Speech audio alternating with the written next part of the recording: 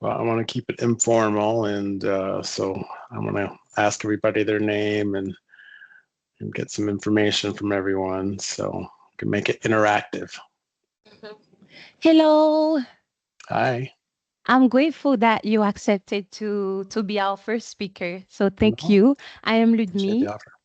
I am the president of the Caribbean Student Association. Excellent. Where are you from? I am from Haiti. Okay. Excellent. Yes, Nice I to am meet from you. Haiti. So you Okay. notice the accent, right? A little bit. Yeah. Okay. Hi, my name is Talia. Okay. I'm from Colorado. Yeah. All right. Excellent. My major is apparel and textiles. Excellent. That's right. Yeah. Make sure everyone tells me what their major is, because that's good information. Yes. Yeah, I'm an MIS major All and right. minoring in GIS. So that's fun. A lot of technical work all the time. Okay. Excellent. What was Then, what was her major? um, Okay. Hello. Hi. Again, thank you for taking time out of your busy schedule to join us No today. problem. So my name is Tavoy Reed, and I'm economics major, Okay. and I'm also the treasurer of CSA. Excellent. All right. Nice to meet you. Nice.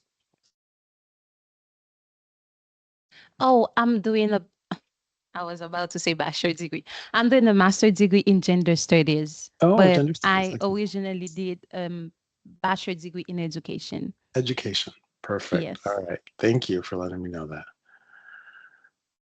Okay, you Oh, said. she already said what her major was. All right. let me check where we are on time. So, for everyone who's here in attendance, this is Milton Moore. He's the CEO of IP Consulting. Also, fact check me if I'm wrong. Founded in 2006, Correct. right? It was in Michigan. Where was it? Was it Lansing No, or Grand Rapids. Yeah, I Grand was. Rapids? Yep, I was working. So let me introduce myself. My name is Milton Moore, and thank you guys for inviting me. I really appreciate it.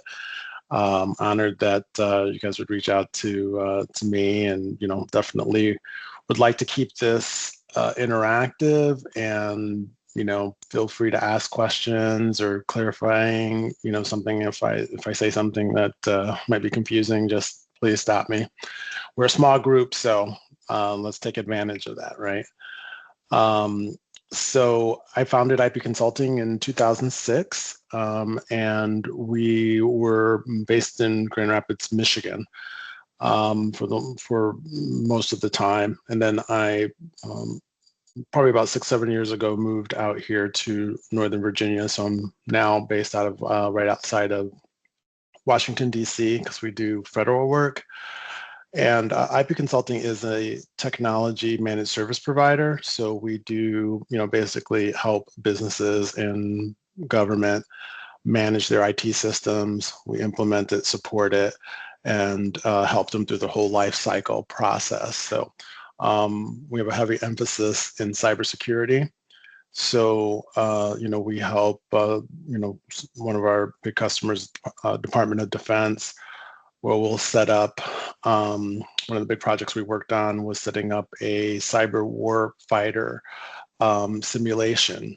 So basically it's these, places where virtual spaces where people can go in and run different types of attacks, and they can train the defensive side of cybersecurity.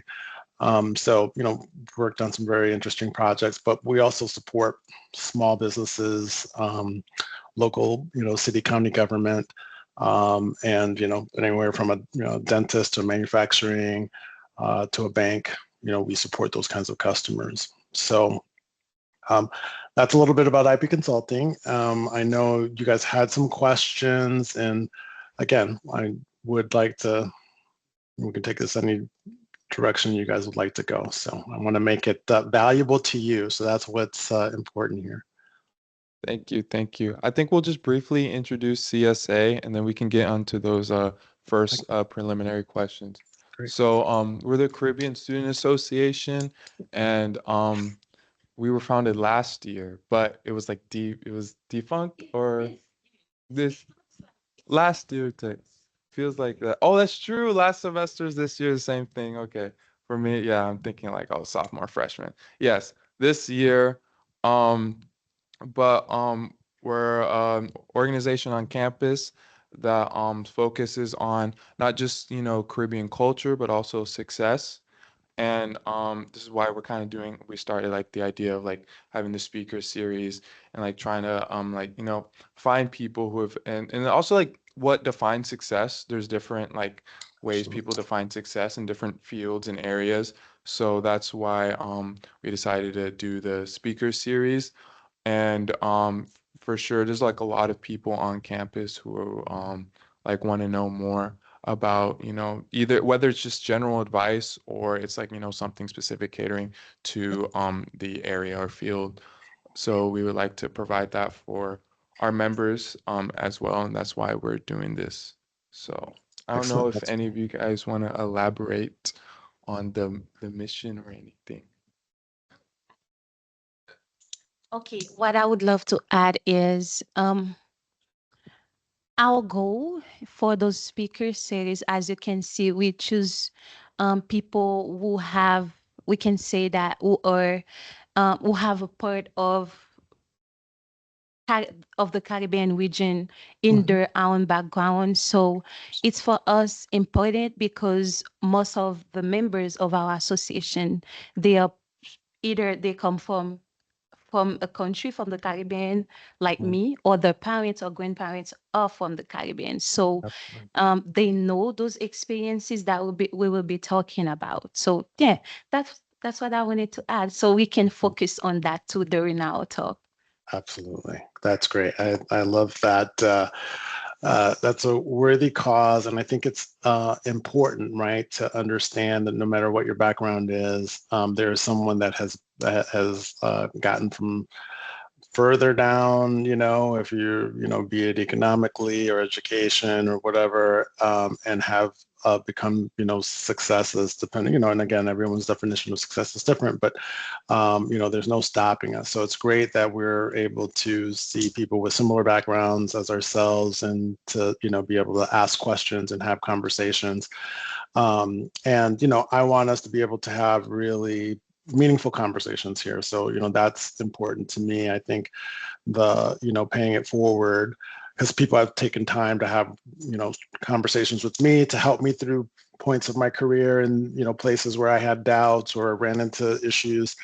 And so it's important for me to do the same, right? So again, I challenge you guys to ask those deeper questions and because this is a venue that will allow us, and we've got enough time to probably talk about some things and not be shy, right? So my parents, we talk about the Caribbean, both of my parents were born in Cuba, and I was born here. Me and I have two older siblings and a younger sister, two older brothers and a younger sister. We were all born here in the United States, so we're second generation American.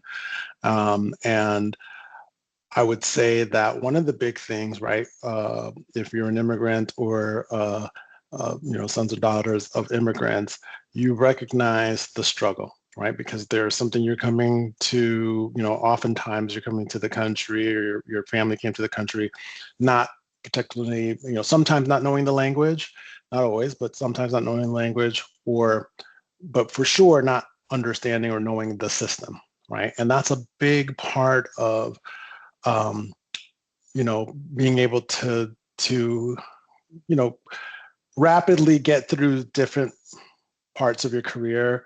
When you have advice, when you have, contacts, when you have people you can call, when you're going through something that have been there and done that, that is going to shortcut your steps to success.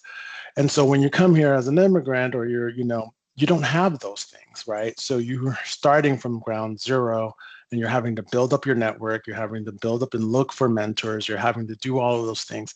So, that's a big part of the challenge, I would say, having, not being necessarily having 4 or 5 generations of family here in the United States. You're starting from a place, from a deficit in the sense of, the network, and those things matter, right? I mean, you guys are doing, really well being at the University of Alabama, being at a big school. All those things are going to, set you up at at a starting point that's going to be higher than a lot of other people that don't have that. But it doesn't mean that it's not guaranteed success, but at the same time, it's a great starting place, right? And you've worked hard to get into University of Alabama. That proves that you're on that trajectory. And what I would say is, that's part of the story. There's going to be a lot of ups and downs, right? You're going to, hey, I got into this school. That's great. Now you hit your first couple jobs and you'll be like, oh, I don't like what I'm doing, or I don't like this place. And that's all part of the process of getting to where you want to go, right? But you got to start with a goal and kind of understanding yourself, understanding, where it is that you're trying to go. That's important. So I know I'm kind of jumping all over the place, so I want to make sure I'm kind of catering this to where exactly you guys want to talk about. But definitely the whole aspect around being immigrants, I think, is an important topic that we should probably spend a little bit of time talking about.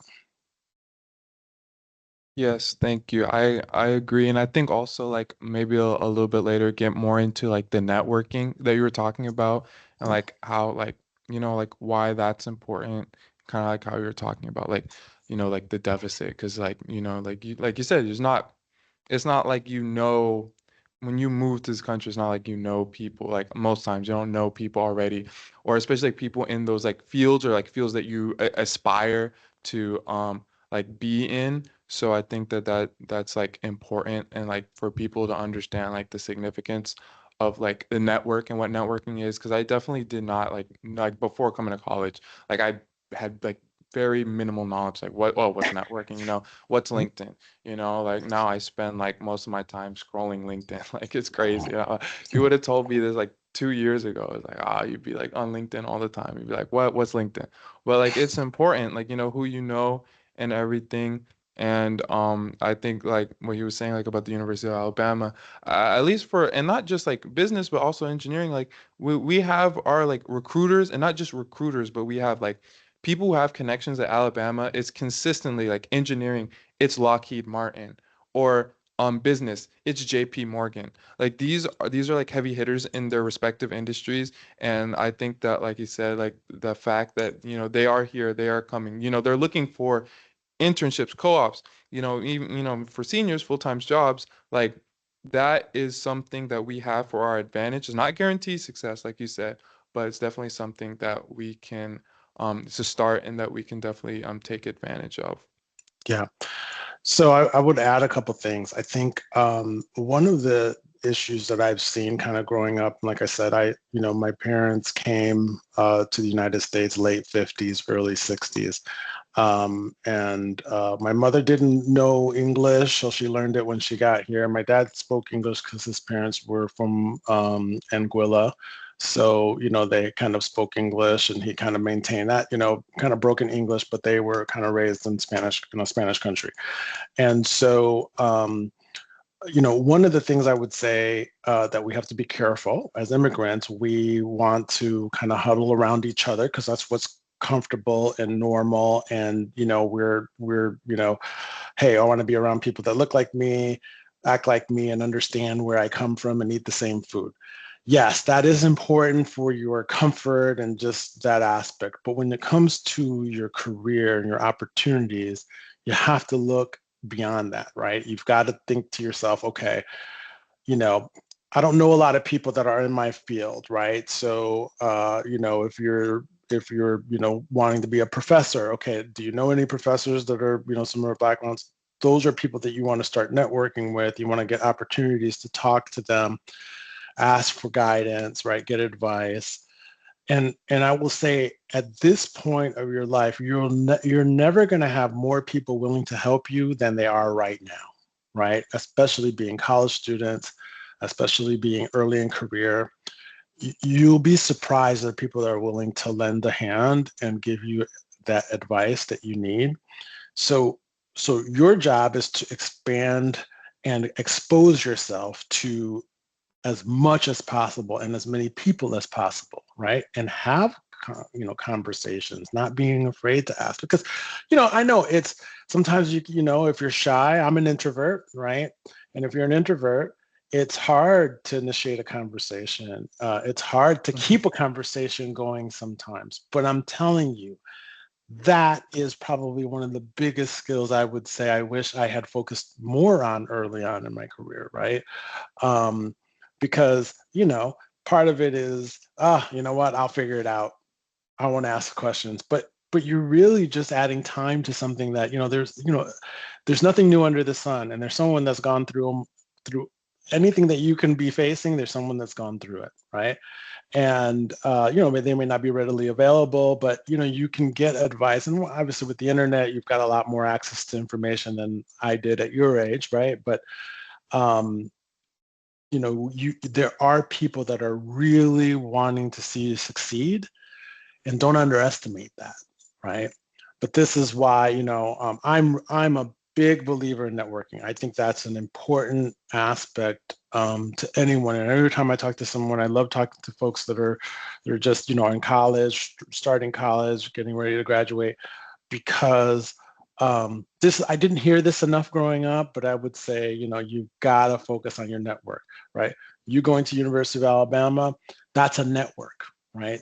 The people in your graduate program or in your undergrad program, those are your cohorts.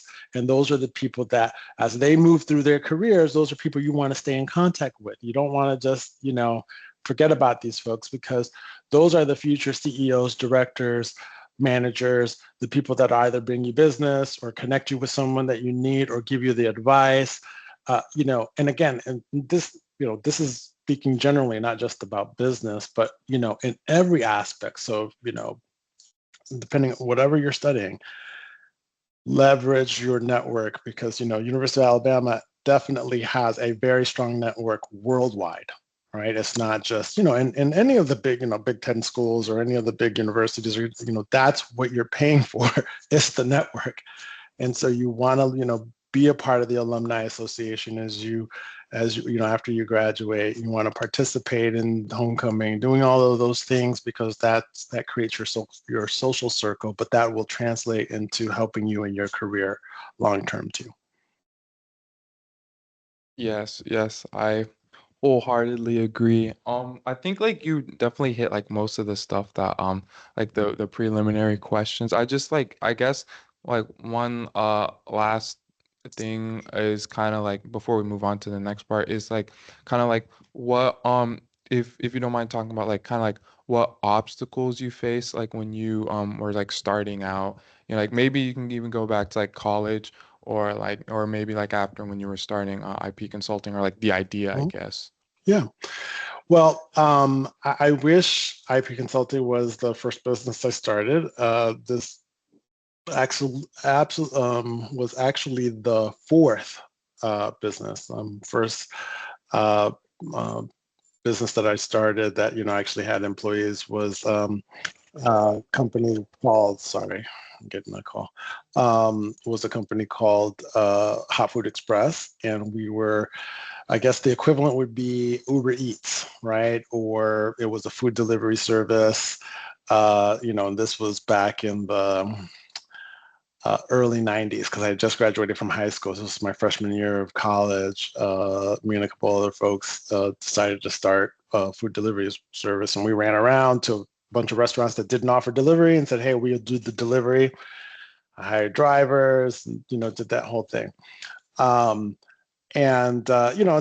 obviously in the end didn't work out, but I learned a lot, right? And one of the things I learned was understanding business structure, understanding organization.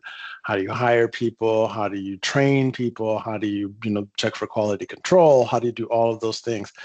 And it wasn't pretty, right? It was a process. We went through a lot of heartache, but I learned a lot.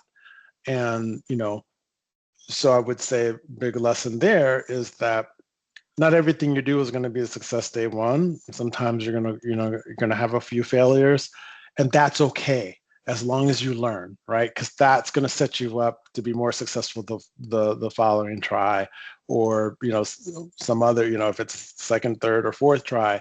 But the point is, all of those things, as long as you're learning and that you're not making the same mistakes, right? And you're saying, okay, I've got to, hey, last time I got bit here, so let me make sure that I'm, covering all my bases, or I understand what's my plan of attack, or, whatever that may be. So, going through, Hot Food Express, then I went back to college, and I, stayed in school for a little bit. After that, I dropped out again because I had that book. So my parents were entrepreneurs. They had a pizza place, had a couple of restaurants. And growing up around that environment, I think just made me feel like, okay, one day I want to own my own business, or I want to, kind of do my own thing. And so I always had that bug in the back of my mind, always that was, something that was very interesting to me. So then the next opportunity that I got, I decided to stick in the area that I actually had some passion for, which was technology. And, I was in Chicago. I started a company called, it was, I can't even remember, Network Consulting. And we were doing kind of technology, kind of development. This was, right before the 2000 bubble, right? So this is like, internet was just taking off, pets.com, Amazon just got launched. Yeah, this was, what we call the .com boom. And, started a business with that, hired some developers, and, things didn't work out. We didn't, and the lesson I learned there was that I didn't know enough about the technology to hire people. And I felt, for me, what worked best was that I needed to understand what I was getting myself into and be able to do the work. That was kind of that big lesson I learned from that business was, okay, I need to make sure I understand what I'm doing. And so that's when I really doubled down. I got, certified in IT and a bunch of different certifications. And I really focused on kind of learning more about the actually doing the work versus, hey, I understand the business. I understand all of those things. And so, eventually I went back to work. I went back to corporate America, and I was lucky, or worked hard. I got a job at Cisco Systems, which is, at the time, they were they are still one of the largest IT, internet vendors. Like 80% of the world's traffic runs on Cisco equipment, and I was hired on as an engineer. Now, what helped me there, I didn't have my degree at the time. What helped me there was that I had a lot of experience. I had experience by that point. And, that's what they were looking for. But so I moved to Raleigh, North Carolina, and I worked for Cisco as a systems engineer, where I would do design work for customers. So they'd be like, hey, I need, one of my big customers was NASCAR, and the Daytona 500, the raceway, that was one of my big customers. And I designed the wireless system for them, one of the first ones that they implemented. And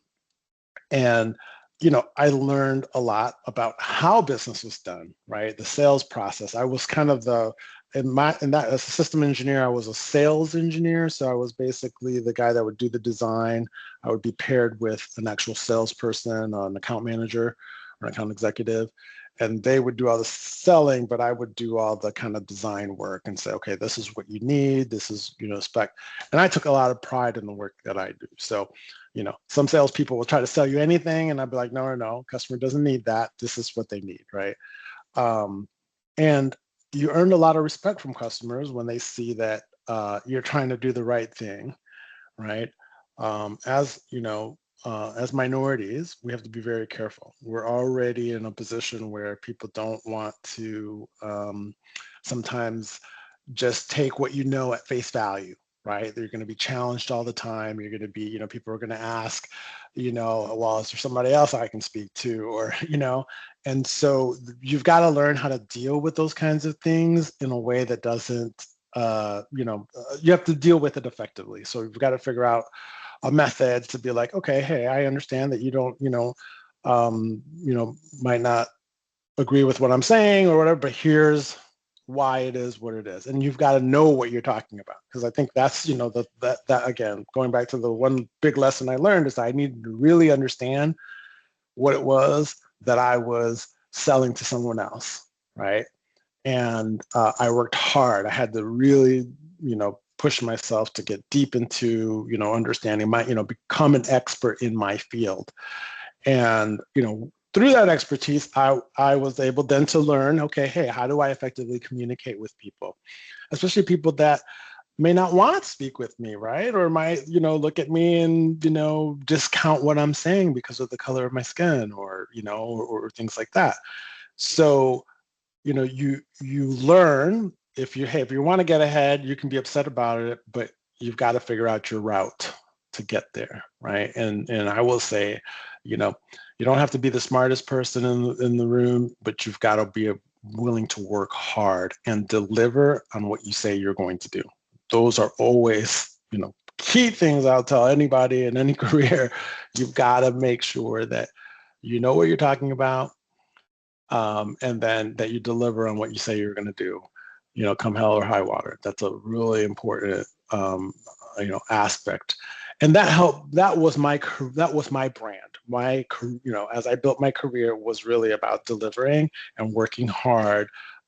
Even if things didn't go well, a customer could never say, oh, Milton's company just left us in a lurch and took off, and now we don't know we don't know, we're all messed up. No, hey, if we messed up, we'll own it. We'll make sure that we fix the issue and make you whole. That is a really, because I couldn't be in business now 18 years if it wasn't like that, right? So to me, making sure that you're understanding that as you're building your brand, your career, you've got to make sure that you are delivering. You kind of have to have like a brand promise almost, like, hey, you know what?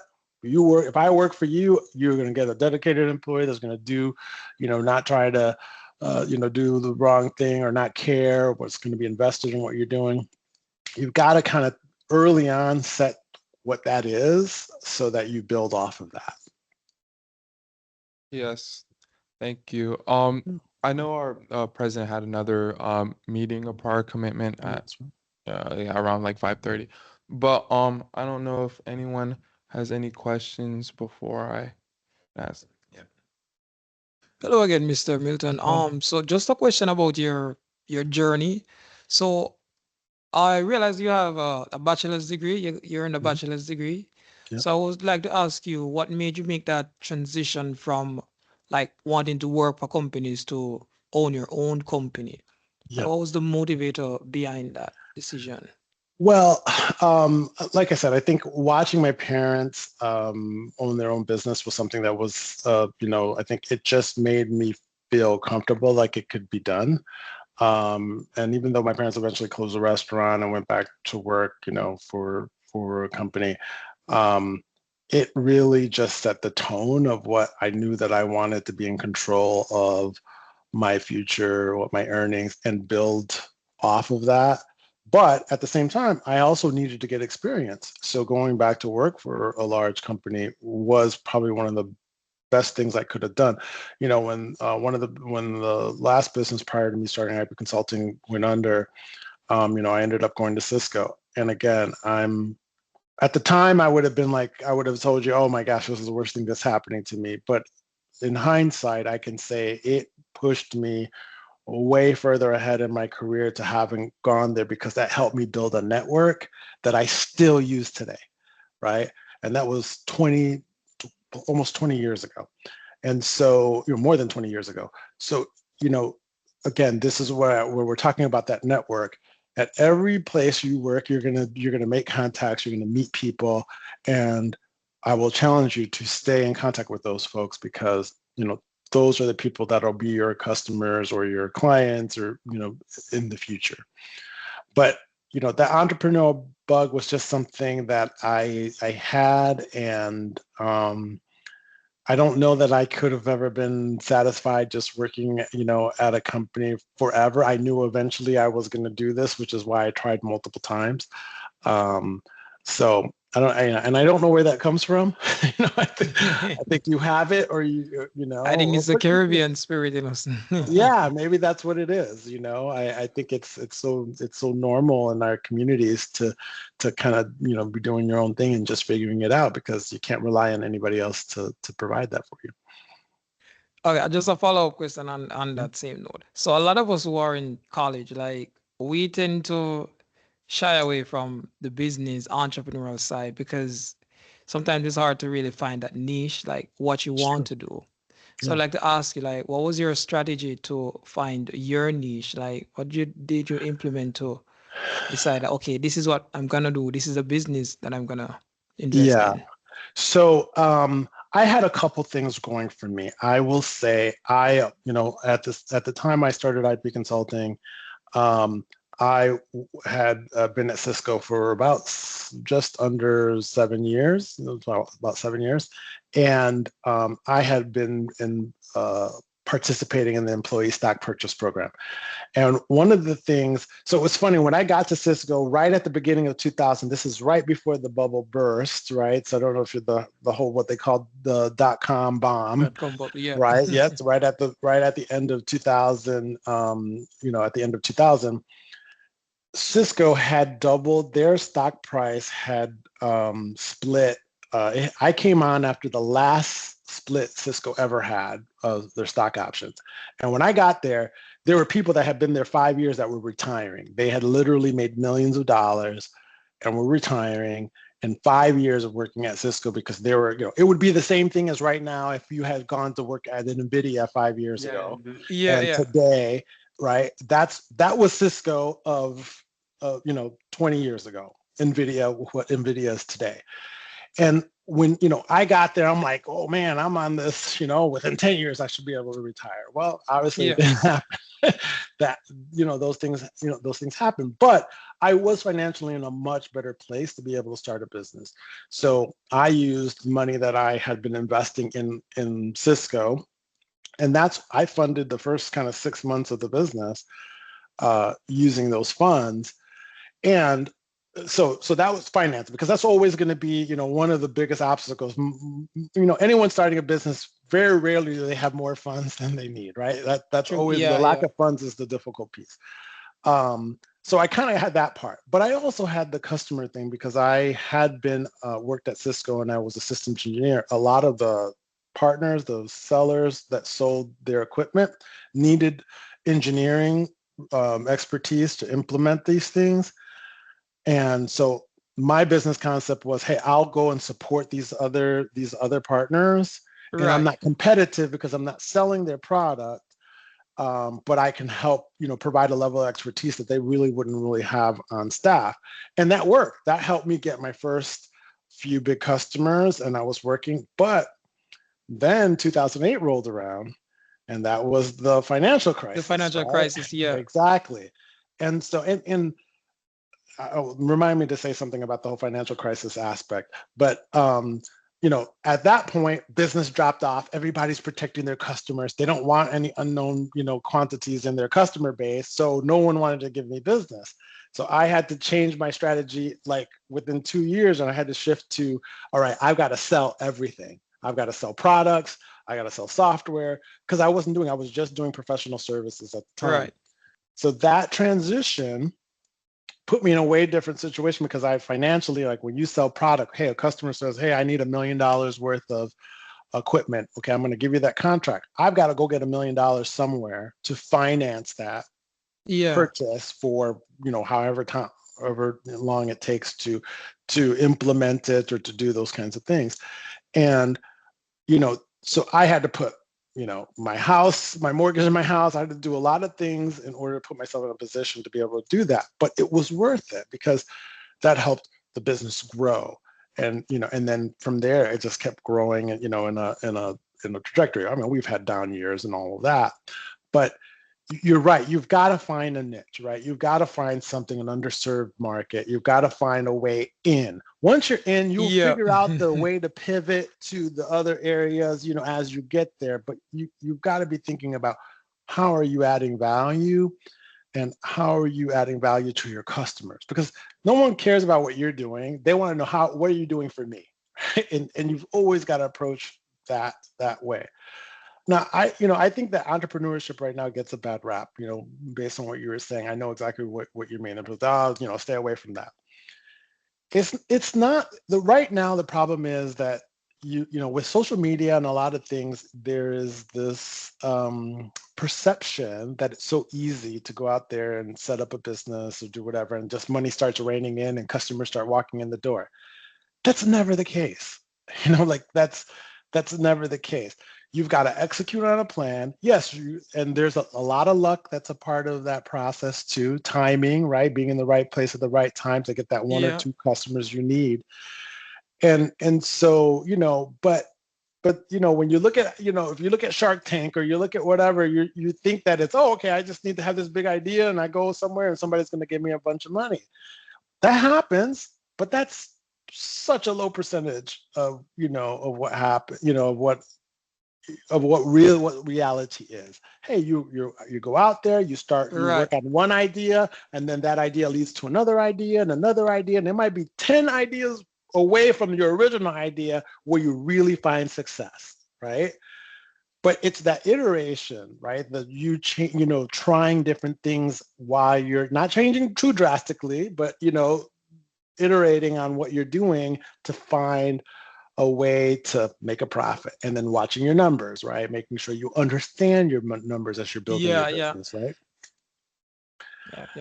Yeah. That was a awesome response. Now, Yeah. just the last question. No, considering the technological age that we're in right now and the rate at which it is changing, so I want to ask, how resilient is your company? Like, not resilient, but how fast is your company adapting to the growing technological environment? That's a great question. And I would tell you, so I know that AI is overhyped right now, just Yeah. because everyone's talking about it, but it truly is a fundamental shift that we're all experiencing. And that if and I tell my customers this right now, if you don't have an AI plan, you are in, very significant, you're at significant risk in the future, because AI is going to is transforming everything that we do. It's touching everything that we do. And it's not going to be, these major, overnight things are going to just, but I will tell you over the next 5 years how significant the AI piece will be, and the folks that learn to embrace it versus Yeah. just stay away from it. And so our company, one of the things that we're doing is that, we're a small business. We're under 20 employees. So, we are still going through that process of, hey, we've got to implement AI even in our small business. We've got to learn and understand it. And this is a charge I have to the entire organization. Everyone's got to start doing something with AI. And then we've got to turn that around, and how do we show our customers how to, Right. so we've got, you don't have to have the whole plan. You got to be 1 or 2 pages ahead of your customer in this journey. And because it's moving so fast, no one is on top of it, right? Yeah. I mean, Yeah. That's if you ask, Sam Altman, who's that, OpenAI, and who's really leading it, he would tell you he doesn't know everything either, because it's changing so fast, and there's so many different things, and that we still don't understand about how this technology is going to continue to evolve. But that's where I say, you've got to be open to change, right? And I think that's, being a small business owner, there's positives in that, because if you're an immigrant or first or second or third generation immigrant, that anything can change at any moment. So you already have that programming that you're always looking for. Okay, hey, what does this mean? There's something new came out. What does this mean to me, right? So I think that, you've got to constantly, and in your career, you have to be constantly looking for innovation, trying to be a part of the innovation, trying new things. You're here, and I'm going to circle this back to networking. This is why I always say, early in career, do everything you can to start attending your national conventions of whatever industry you're in. Do that early and often. If you can do it at the regional level, then start going to the national level, because you are going to meet the brightest people in your industry, Right. and you're gonna and they're gonna get to know you, and those are going to be, the advice that you'll get from the right person at the right time could be the difference of you making $1 million or losing $1 million, right? It really that significant. And this is why I always, I tell all young people, when you got an opportunity to network and go to your national conventions, do it, because you're going to hear the latest ideas years before they probably get to where you're at, or down to your level. But when you start seeing things at a broad schedule, at a broad view, you start to see, hey, I see an opportunity here, right? I see an opportunity, or even if it's just in your career, hey, you know what, I want to move more to this area because I see so much interesting innovation coming. And put yourself in front of that, right? Like, be a part of that change. I think it's an exciting time for you guys to be entering, your careers. But at the same time, it's going to be challenging because so much stuff is changing. The software, the companies the software that you're going to be using, all of those companies are trying to digest AI and trying to understand what to do with it and how is that going to change. And okay, do we need this level of subject matter experts anymore? Does AI take over that? Or, there's still always going to be a human in the loop for a while, and so expertise I still think will be a premium, something that you'll want, and I would say stay focused on that. I don't think you're going to go wrong. But there's going to be some industries that dry up pretty quickly, once AI takes hold. And you'll just want to make sure that you're understanding the national trends in your industry. I think that's an important aspect. Awesome. Thank you so much for that response. No problem. Alexis.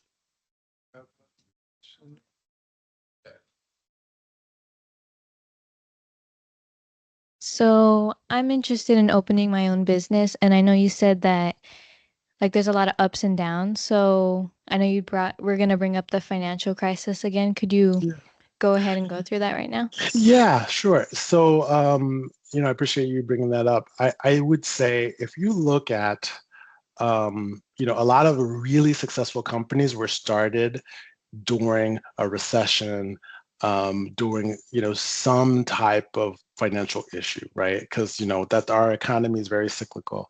And so if you look, I remember reading this, and I can't remember exactly where, but it was said, look at the success of these companies, and they're all started kind of during the recession, because a lot of times, hey, people get laid off, right? Or they don't have a job, and they're like, all right, well, I got to do something, so let's start trying to figure it out. But the thing, though, that when you're kind of starting in a financial deficit, or you're having to borrow money to get your business started, or do those kinds of things, or you've got something significant at risk, you learn to be conservative. You learn to say, okay, do I need to spend, you watch your dollars and cents. And it's the same concept of budgeting. Just like you have a personal budget, you have to have a business budget. And you've got to make sure that you're budgeting correctly, because, sometimes you're going to have to be, you might go a year where you're going to be in the negative, but you've got to think through all of those things and say, okay, let me have a budget so that if I'm going to, invest this money, I understand, okay, the first 6 months, I'm going to make zero money. I'm going to make $0. But that's part of the plan. So that's, so the idea is the whole business plan, right? So let's say, what kind of business you're interested in starting? It would be like a clothing company, but okay. Yeah.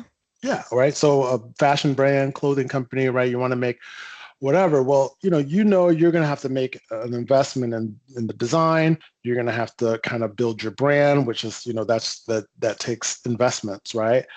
But you've got to say, okay, I can invest, I'm going to raise a certain amount of money, let's say I'm going to raise $1 million, and, but I've got to know by the time I invest $500,000, or let's say 250,000, I've got to get to X point. That means I've got to be able to have clothing that I can, I've got samples that I can go take to places, and I'm now selling, and I've got to make sure I'm understanding if this is something that the stores are willing to buy from my, my brand, right?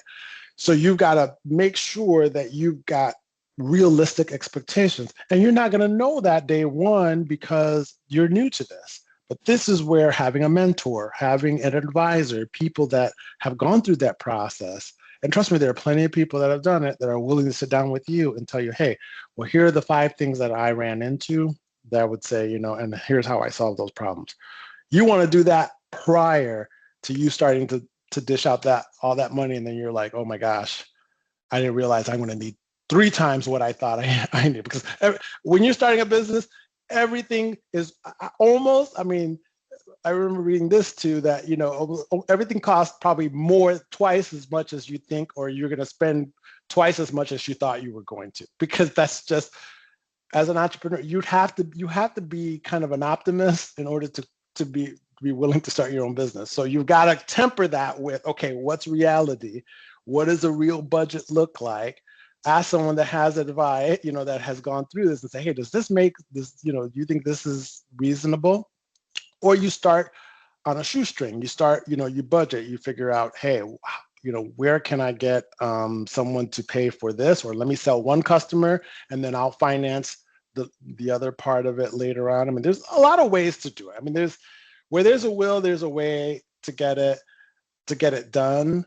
But you really need to think about what your budget is, and you've got to hold yourself accountable to that budget. Because, if you're spending, you're spending because, I see it, but nothing's coming in, you have to be careful. And you've got to have some outside advisors that'll say, hey, are you sure you're on the right path? And someone to challenge you, because sometimes we get in our own heads. I've been there where it's like, no, I believe it. But, no one else sees it, right? And sometimes, like, again, there are times where you see it, no one else is going to see it, but it takes experience to start to know when you've got to be careful. I'm what I would say I'm more conservative than most. So I'm from the outside, people think that I'm probably, this guy, he's willing to risk things. No, I'm not. I make calculated bets. And that's the name of business, right? It's about calculated bets. But you do a lot to put yourself in a winning position, right? You don't just, do things and be like, okay, well, I don't know if this is going to work, but I'm going to invest. I'm going to put everything on black. No, that's not how it works. That's the way to go broke. But yeah, so I don't know if I answered your question, or You did you want did. more Thank detail? you. Okay. But hey, I'm excited to hear that you're wanting to do that. That is, I think there's a lot of opportunity there. But like I said, I would definitely look to get experience, get into one of the, the similar kind of business that you want to start. Go work for one, even if it's a small one. You will learn more in 2 or 3 years of doing that, or maybe doing that a couple times, and you will be shocked how much experience you'll get than going to a big company and starting, here in one corner. Because the more that you get to see the whole operation, the better idea you'll understand, hey, you know what, I probably need to go back to school and get this, or I need to spend some time learning more about contracts or negotiation or sales or marketing or design, whatever it may be, right? We all have gaps. And you're not going to, and the other thing is don't expect to be an expert in everything, but if you're not an expert, you need to make sure you have advisors or partners that can fill those gaps for you, right? That's another important aspect, is if you're, now that we're talking more about business, you're not going to be a master negotiator, a master salesperson, a master marketing and everything else. It's not possible. I am not a great manager of people. Like, one of the things I recognize, I don't mind motivating people, but I am not a day-to-day manager kind of person. I'm a visionary, not an integrator is what we call it in our business. And so my partner, she is an integrator. She is amazing she's a project manager, like all the stuff that I don't like to do. That's why my partner's, and that's why, and we've, have worked really well together over the last 15 years because we complement each other's skill set. So, that's another thing that you've kind of got to be thinking about because no one has a complete picture. And even the stories you hear like of Steve Jobs or Bill Gates, they all had number 2 or number 3 and 3, 4, 5 different people on their team that filled the gaps. They were great visionaries, great leaders, but they couldn't do all of it, right? No one can do all of it. And so keeping that kind of in mind as you're kind of building your career is an important thing. But you do want to understand what's good look like and what's great look like, right? And that's where experience working at these companies does give you an opportunity to see that up close, good and great, right? So, again, that don't short circuit that aspect. I mean, I think, you've got a great opportunity again with the background that all of you have, once you, leave University of Alabama, the world will be open to you. So you'll be able to start anywhere you want to, but leverage that, with your ultimate goal and plan, I'm sorry. I know I ran maybe a little bit late. I think we're almost. No, it's fine. It's fine. It was very, very informative. So, yeah, also saw the time. So I guess it's we'll wrap up a little bit here. But I just wanted to thank you for being able to join us today for this event, and that there was a lot. I think that like everyone asked like really good questions, Yeah, and great I hope questions. like they got like a little bit more like kind of like um insights and advice kind of from this, and hopefully like like how you were saying, like learning through at times we'll learn how we can like make this event bigger and better Yeah. for next time. So yeah, I don't know if you have any final words, but Again, as Alexis says, thanks once again for taking time out of your busy schedule, and we really look forward to do more of these sessions and get Awesome. more people to Yeah. join us, because yeah, a lot of students especially in undergrad, when they start at the university, they don't even know which direction they're going in. They're taking Absolutely. many different courses, right? Exactly. So I think Which is this is that's why a perfect what you should opportunity do. for them to know that there's a lot of value in entrepreneurship, I Absolutely. really didn't learn about entrepreneurship until I was like in my master's program. Okay. Yeah, in Okay. undergrad, no one talked about it. Like it was like, Interesting. go do your degree, get your grades, and get a job. That Got it. was the notion. It was in my master's program I actually learned about it. So I think this is perfect, especially for the undergrad. But Yeah. thanks again, Mr. No, Milton. thank We you. really look forward to having you again in Yes, the I would future. love to. Yes, I would anytime. And again, Alexis has my contact information. If you guys ever need anything, feel free to reach out. But it was a pleasure meeting all of you, and I wish you guys all the best. And just keep working at it. You will get there. Don't give up. All right. Thank you. All right. Bye, everyone.